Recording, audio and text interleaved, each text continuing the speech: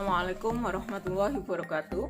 Anak-anak, perkenalkan nama saya Ibu Nur Hasana. Nanti saya yang akan mengurusi tentang kurikulum di SMA Negeri 5 Tuban. Pada kesempatan ini saya mau menyampaikan bagaimana implementasi pelaksanaan kurikulum di SMA Negeri 5 Tuban. SMA Negeri 5 Tuban menggunakan kurikulum 2013.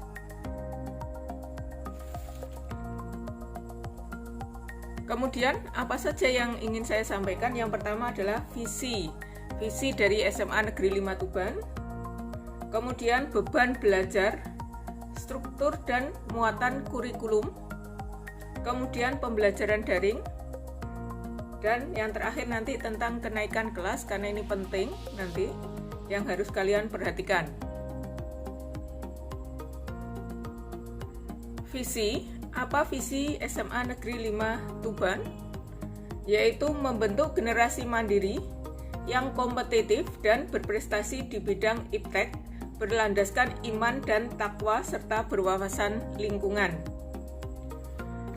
Untuk mewujudkan visi ini, tidak hanya sekolah saja yang harus berperan aktif, tetapi kalian sebagai siswa juga harus berperan serta untuk mewujudkan visi sekolah kita.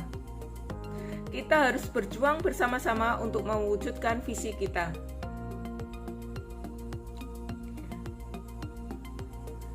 Sekarang, beban belajar dan struktur kurikulum. Berdasarkan kurikulum 2013, beban belajar itu nanti ada dua jenis, sistem paket dan sistem SKS. Yang kita pakai di sekolah kita adalah sistem paket.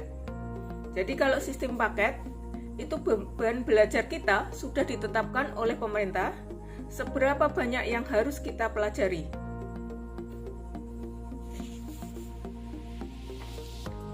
Kemudian,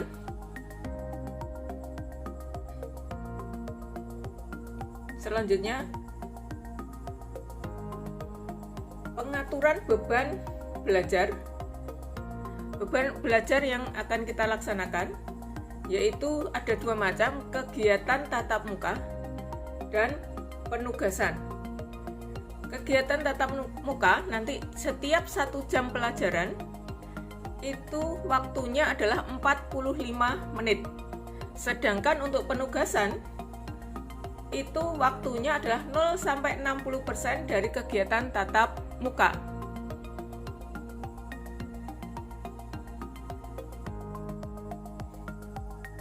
Pada beban belajar sistem paket, untuk kelas 10 tiap minggunya itu ada 45 jam pelajaran, kelas 11 47 jam pelajaran, dan untuk kelas 12 juga 47 jam pelajaran. Artinya apa? Dalam tiap 1 minggu kalian nanti waktu untuk pembelajaran adalah 45 atau 47 jam pelajaran. Bagaimana sekarang struktur kurikulum peminatan di SMA Negeri 5 Tuban? Untuk SMA Negeri 5 Tuban membuka dua peminatan, yaitu peminatan MIPA dan peminatan IPS. Jumlah total untuk kelas 10 45 jam pelajaran, 11-nya 47 jam pelajaran, dan 12-nya 47 jam pelajaran.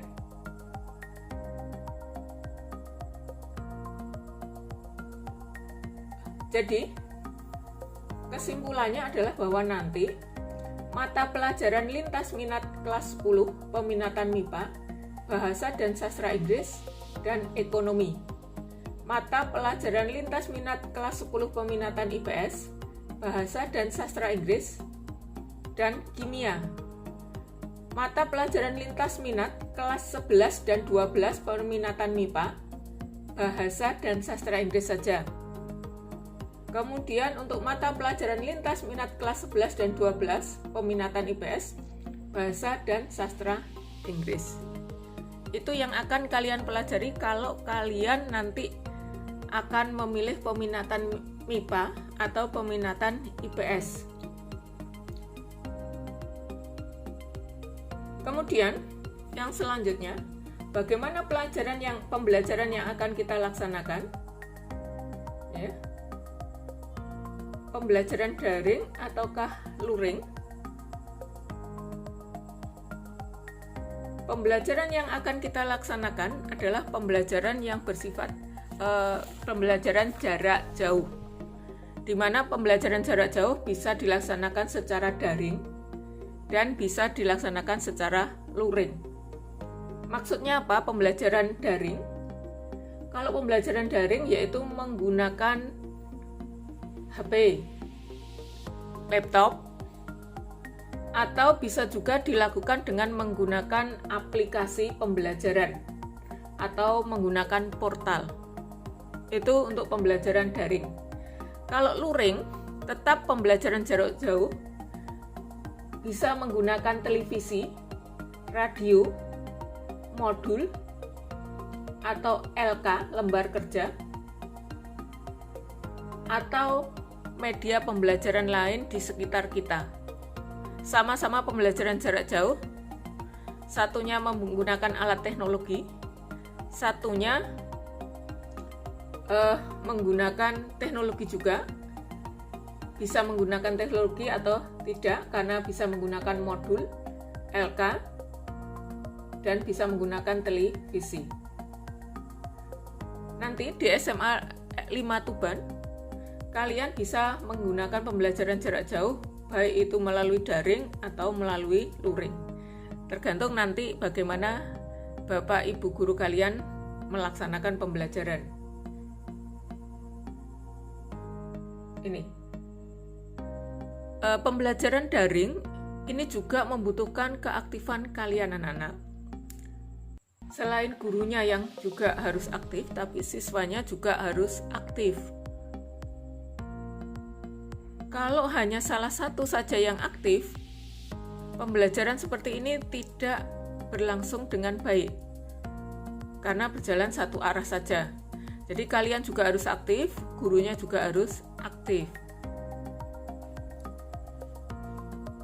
Absen tiap hari juga harus dilakukan untuk melihat keaktifan kalian. Pengumpulan tugas yang diberikan oleh Bapak Ibu guru kalian juga harus kalian laksanakan untuk memenuhi tugas belajar kalian. Itu ya pembelajaran yang akan kita laksanakan.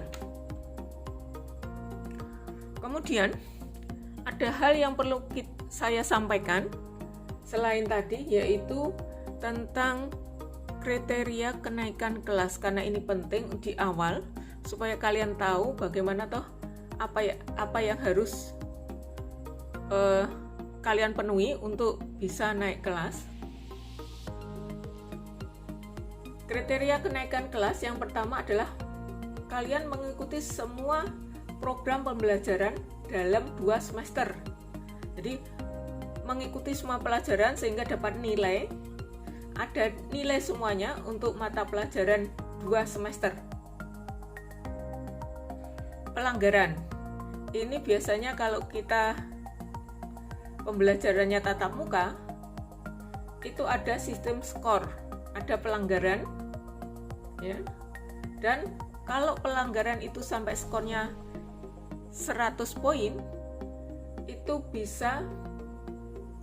tidak bisa naik kelas, ya. Tidak bisa naik kelas. Kemudian sikap minimal harus baik, ya, tidak boleh cukup, harus baik sikapnya. Yang nomor 4 itu kalau pada masa pandemi ini mungkin tidak berlaku, ya. Untuk masa karena pramuka mungkin belum bisa dilaksanakan pada masa pembelajaran sekarang.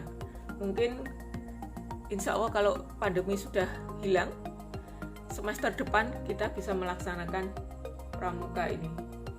Kemudian selanjutnya adalah